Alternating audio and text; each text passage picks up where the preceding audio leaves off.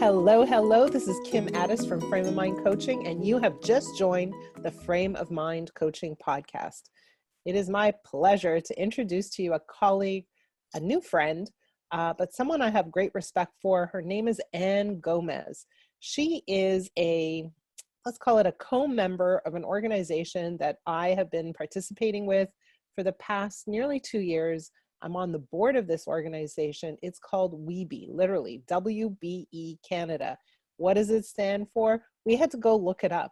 It's called Women Business Enterprises, and it's an organization to help women business owners grow their businesses through corporate contracts.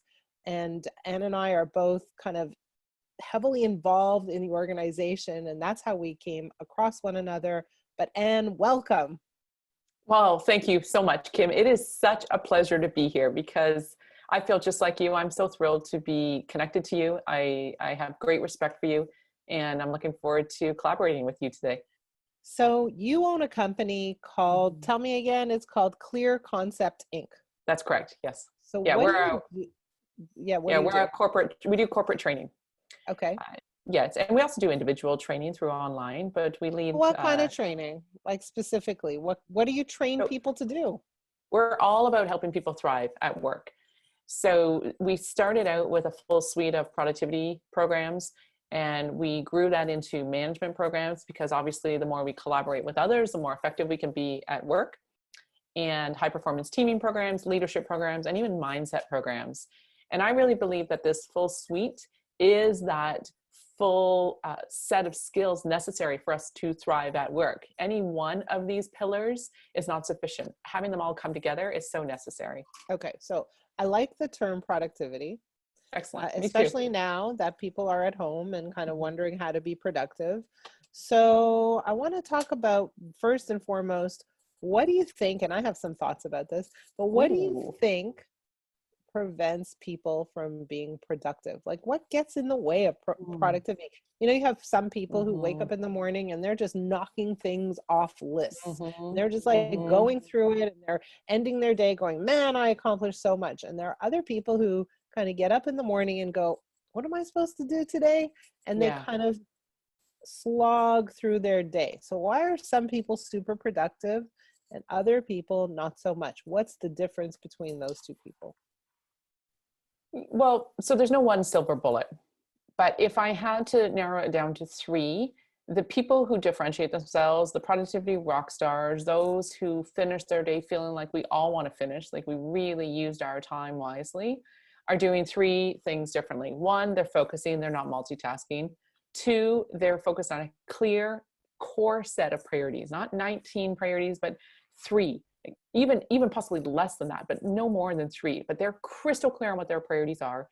And then the third thing they're doing is they have a routine where they're clear on when they've protected time for different aspects of their lives. And for the most part, they adhere to that routine, not perfectly, but they really set up their day to build habits, deliberate habits around their most essential goals. And that's what those are the three success factors for the world's most successful people.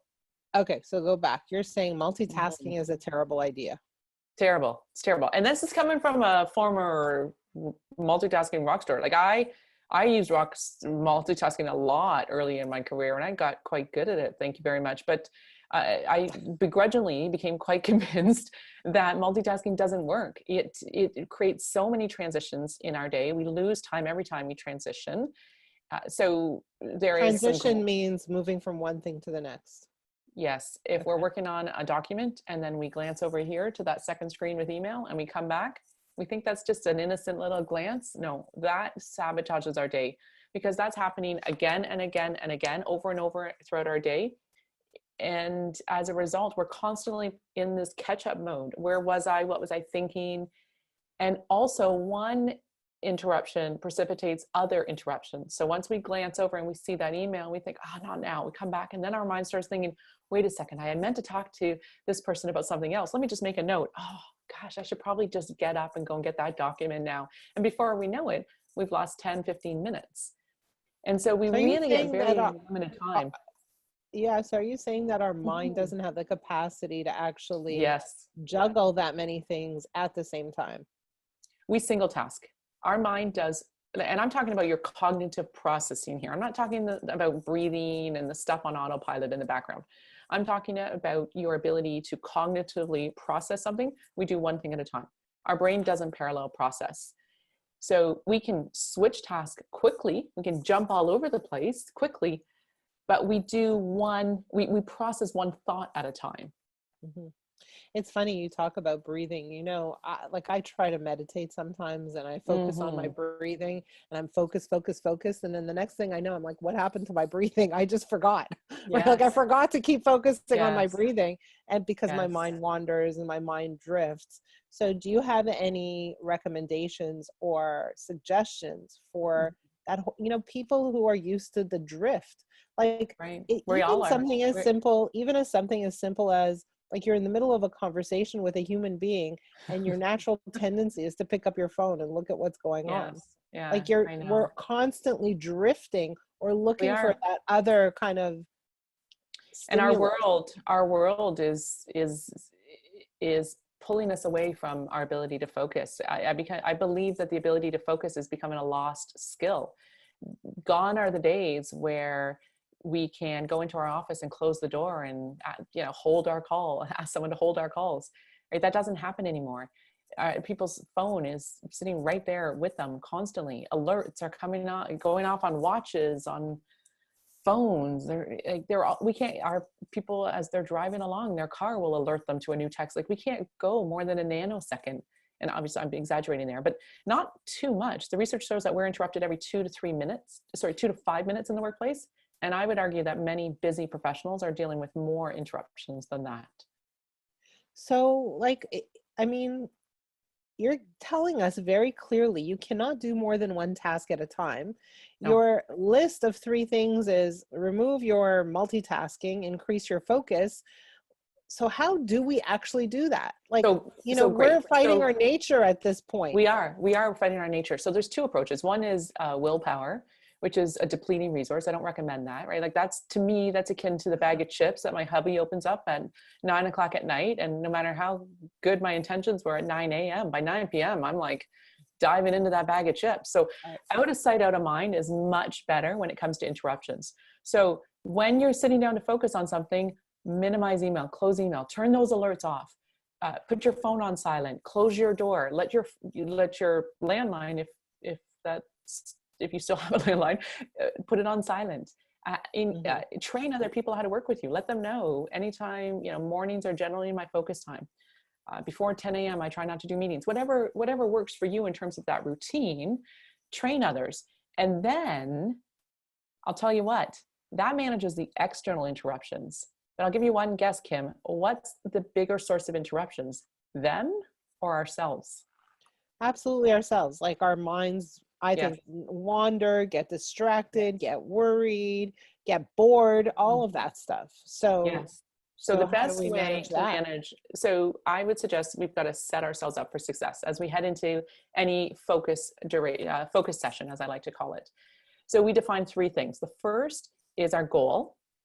The second is our duration. So we want to be very specific about this. I'm going to sit down for 30 minutes and I'm going to produce a draft and send it to Kim, right? So we want to be very outcome focused, not just I'm going to work on this document, because that's just very vague. There's no kind of check the box element at the end of that. So we want that goal and duration to be very specific.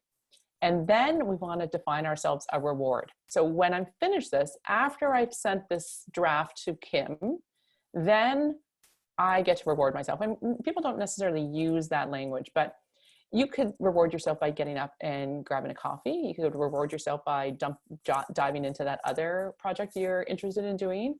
Or you could reward yourself the way I'd say 99% of professionals do, which is to check your email. Hmm. Hmm. So And when get your I fix. get your fix, it is a fix. There is a strong dopamine induced temptation, curiosity, addiction to checking our alerts. And email is the biggest form of those alerts for professionals. And one study I saw said that the temptation to check those alerts is stronger than the temptation associated with nicotine and alcohol. So we can pretend that that little box that pops up isn't interrupting us, but it is. We can pretend that we can resist the allure of the dings. We won't check, but yeah, no, we're going to check. Or we can resist checking, but then we deplete our willpower, which makes the rest of our day harder. Right. So it sounds like what you're really suggesting is that in order to increase our productivity, we need to create structures and implement structures that support our ability to focus and stay away from distraction. But it's that structure that's important. So it's not only the habits, but it's to me, time frame structures, things like, okay, in 30 minutes, I'm going to take this action. It'll be a goal-oriented action. Exactly. That kind of thing. So yeah, it's really interesting. I think, like, I look at myself and I think I am a highly productive person. I really do. Like, absolutely. I get so much done in a day. I'm like, boom, boom, boom, boom, boom, boom. Like literally, like an hour and a half ago, I had another podcast. It lasted a little longer than I expected. I gave myself a bit of time for lunch. But while I was down there eating lunch, I made my stuffing for my peppers. And I said, okay, that's it. You know, I only have 15 minutes for this, right? I'm finished. I'm done. Now I'm ready for this podcast. So like, I feel like I get a lot done, but I'm getting a lot of variety done. Is variety a good idea or is variety a bad idea? Should we go in and say, okay, we're going to spend half a day on this one thing, or should we take that half a day and get 10 things done? Well, so it's such a good question because people often are torn between the big rocks and all of the little tasks that need to get done. And inevitably, and there are some exceptions in terms of roles out there, but most people are dealing with both the big core priorities, but all the supporting tasks. Like if, you know, getting those peppers stuffed, you know, prepping the dinner is a necessity. But if I said to you, what's one of your priorities today? I don't think you would say stuffing the peppers. So we absolutely need to deal with the supporting tasks like email, voicemail, all the little tasks that come at us all day. But so what I would suggest is an oscillating routine throughout the day. We know that our ability to focus has diminished, especially in our generation, this highly connected generation. And as well, just human nature is such that we can't focus for extended periods of time. I've seen some research that, and I haven't seen definitive research around this, but somewhere in the range of 90 to 120 minutes is the limit. And could we test that? That's and play long. with that? Yeah, and it's super long. Like most professionals don't go more than 10 minutes. So I'd say if you're somewhere aiming in the range of somewhere between 30 and 90 minutes, and like I say, 90 minutes is the exception. So it's probably more like 30 to 60 minutes for most busy professionals. If you kind of establish that as your focus length of time, and then the duration of the hour, focus on those miscellaneous supporting tasks. And so you oscillate your hours in with this kind of structure. So you've got the bigger tasks and then the little tasks, bigger tasks, little tasks. And that so I want to take a little bit of a departure and just, I'm really interested in this concept of productivity because I work with leaders, and typically leaders are those highly productive, highly driven individuals who get a lot done and who move the needle, like they're needle movers. Yeah, right? I love it. And so, you know, again, I also come across people who just, for whatever reason, they hit a wall. So they may have been productive in the past, but they come to a point in time in their lives where they're like, man, I don't feel motivated to produce. I feel tired. I feel uninspired, right? So from my perspective, what I see when people have that feeling of, you know, a lack of inspiration or no desire to get up and go do a whole bunch of things is normally there's a bit of a gap. There's a lack of alignment between the way they think, their thinking, and this whole idea of productivity. And sometimes the desire not to do something is a flag to me that says, so what is it that you think you should be doing? Why aren't you doing it? And how does that inform us? I think you're so wise there. Working with purpose is essential, absolutely essential. And so Yeah, so Yeah. I find that a lot of people sometimes have this long list of things to do that they aren't Hmm. committed to, they Yeah. aren't interested in actually doing, but they have this idea in the back of their minds that they have to do it, they should do it. And Right. when they don't do it, they feel really bad about themselves. I was there many years ago. I was a management consultant. It was a plum job coming out of my MBA. I worked with interesting people on interesting business challenges. But I remember sitting having coffee with a colleague, and it was just some random city, some random client during the my time, and I remember saying, like, I don't really care about what we're working on. And she looked me right in the eye and she said, "That's a problem, man." And it wasn't until that moment that I realized that I got to find a career that I love. And Yeah. having that shift is so important from a mindset perspective, right? It doesn't matter how productive we are. If we're not starting our day and living our life, embraced in a career that we feel lucky to do, that we feel fortunate to do, then why are we doing this? All of your listeners have choice. They're talented people. They work hard. So why shouldn't we go after a career we love? And so that shift of I get to versus I have to is so essential. Yeah, that's 100% right. Mm-hmm. I just started a new group coaching program, and this one woman wrote about her goals, and she said, these are things I kind of have to do. I don't really want to do them, but they're on the have to do list. And I said, okay, well, then why do you have to do them? And she talked about exercise and eating healthy and moving and all this kind of stuff. Why do you have to do them? Well, I need to do them because they're going to keep me healthy and giving me a long life and all. Okay, reasonable. So how can we look at this differently? How can we think Exactly. about this differently? And how Mm-hmm. can we think about it in different terms? So often we think about those things as, a necessary evil. I said, well, Right. what if you thought about it as a grand privilege, right? And she's like, Yes. whoa, I love that. whoa, I right? love that.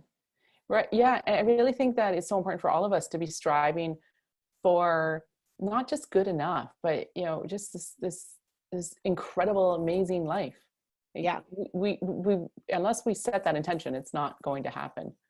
So here's the thing. Like, I often work with people and I help them Mhm. make decisions. Okay. So, and I give them a Amazing. framework for decision making, but Hmm. I'm gonna ask you a question about it in a minute. I'm gonna give you the framework.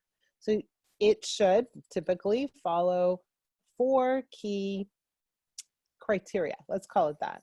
So the first thing is it healthy? Hmm. Right? Is it good for you? Good. Number 2 is it engaging? Hmm. Right? Are you drawn in? Number Nice. 3 is it aligned with your values? And number Hmm. 4 is, does it lead to an outcome or desire that you want? Nice. That's my 4 criteria. Except sometimes we find ourselves having to do things that don't fit that criteria. Like, for example, the dishes. Right. Doing dishes isn't that engaging. Hmm. So what's your recommendation for those kinds of tasks that don't meet the highly inspiring criteria? Right. And we all have those tasks in our lives, in our work life and in our personal lives. I think it's important for us to tie that back to something that's important to us. So if, as I'm doing the dishes, and it's interesting you pick that because I'm just not a fan of filling the dishwasher, but it has to get done. So what are my values? Well, modeling, being helpful and working together to our children, that's important to me. That's a core value.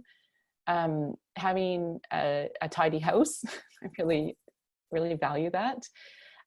Keeping the house healthy, right? Like, we can't have food rotting on our counter.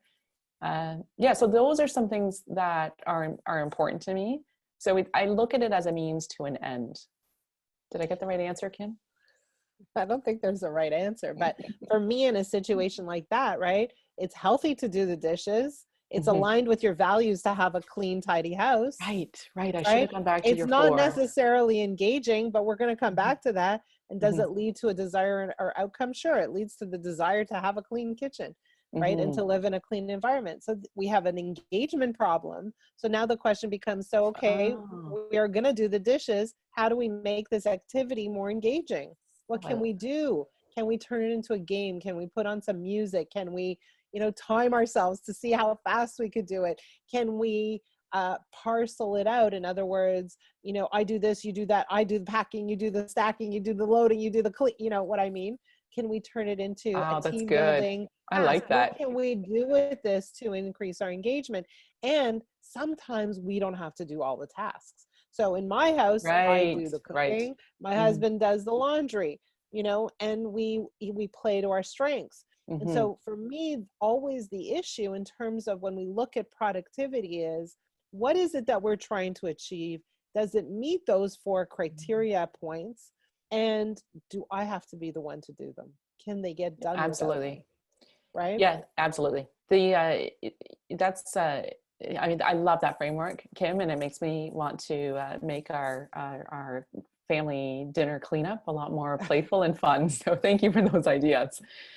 And I love the word that you just used, delegate. Can we pull in other people? So successful people often have trouble transitioning out of the I do it all myself and it's gone really well, and no one can do it as well as I can kind of frame of mind.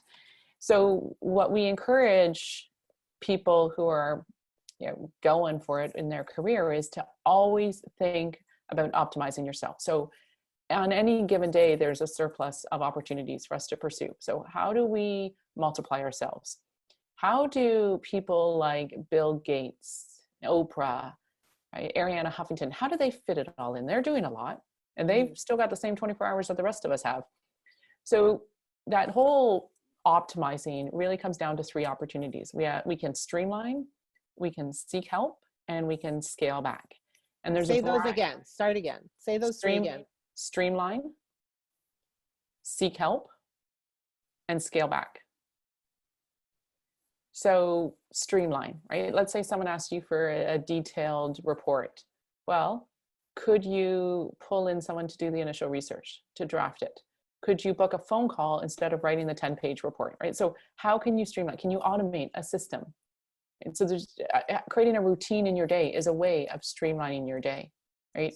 So in other words, and I just want to translate it. Streamlining is taking an activity that maybe is repetitive and making it easier to do by having some kind of format, system, right, framework to repeat it with ease.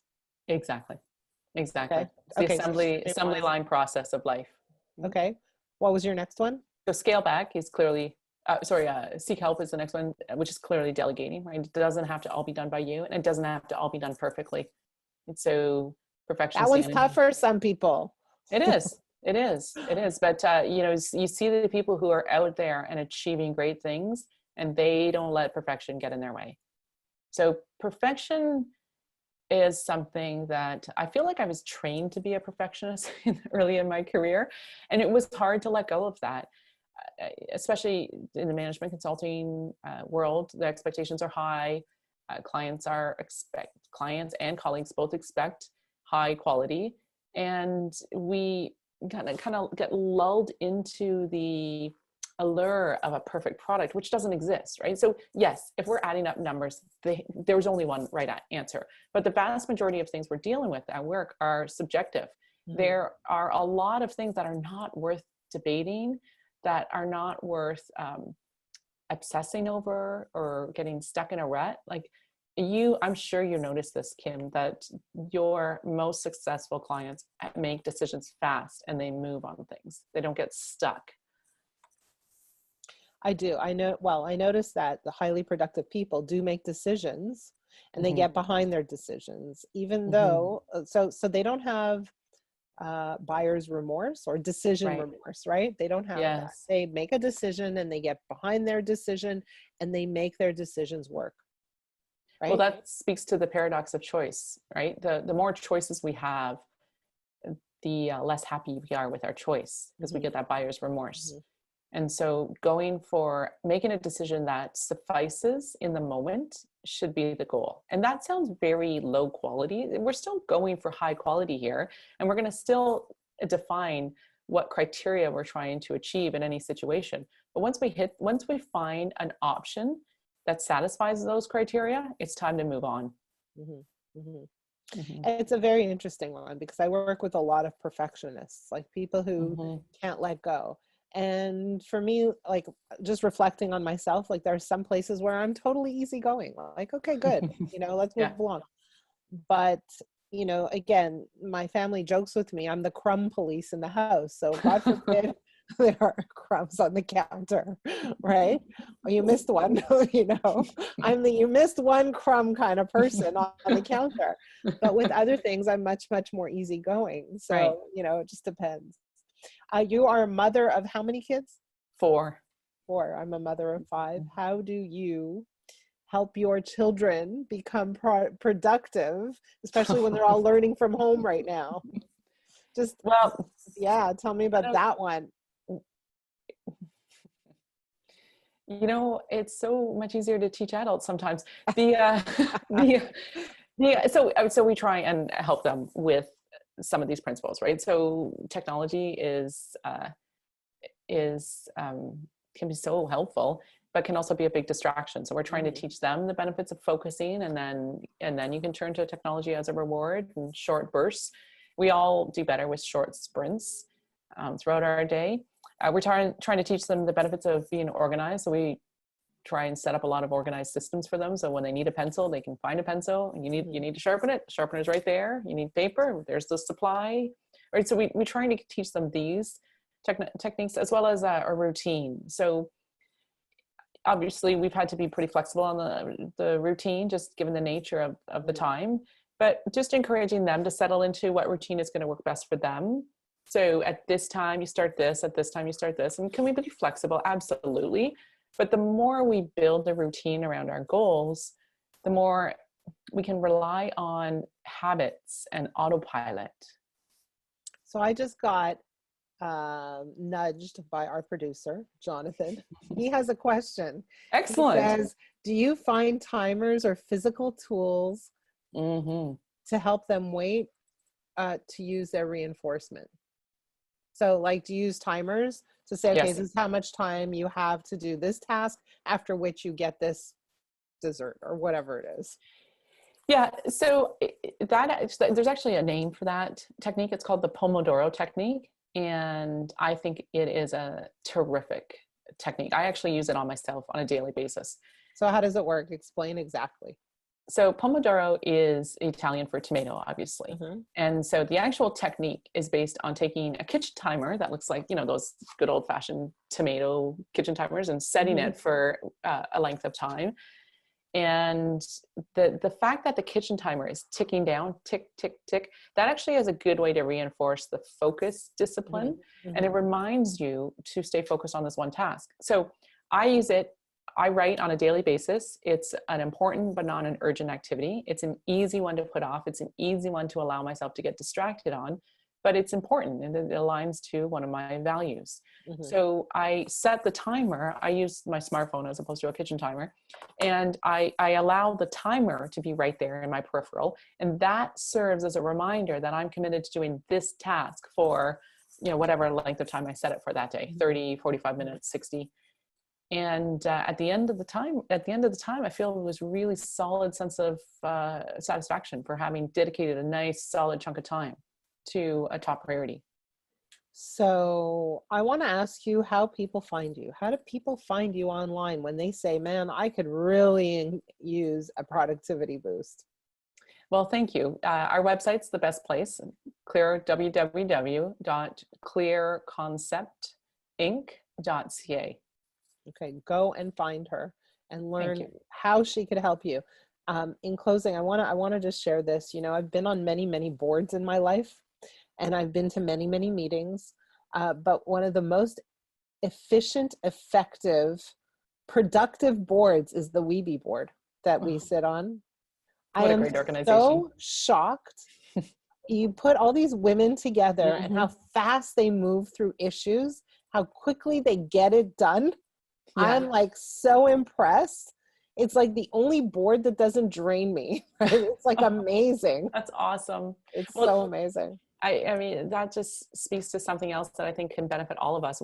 The Parkinson's law, work expands to fill the time allotted.